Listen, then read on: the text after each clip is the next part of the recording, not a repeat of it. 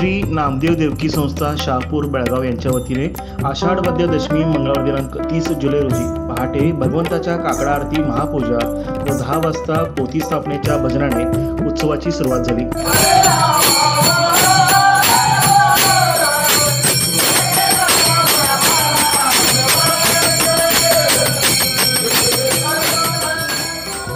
दुपारी 3 ते सायंकाळी 5 या वेळेत महिला मंडळ यांचे संगीत भजनाचा कार्यक्रम आयोजित करण्यात आला होता। रात्री 8 ते 10 दरम्यान संजीवन समाधीचे औचित्य साधून उदय महाराज शास्त्री मुक्काम घोडखिंड सांगली यांचे सुश्राव्य कीर्तन निरूपण झाले। त्यानंतर तीर्थप्रसादाने उत्सवाच्या पहिल्या दिवसाचा कार्यक्रम संपन्न झाला।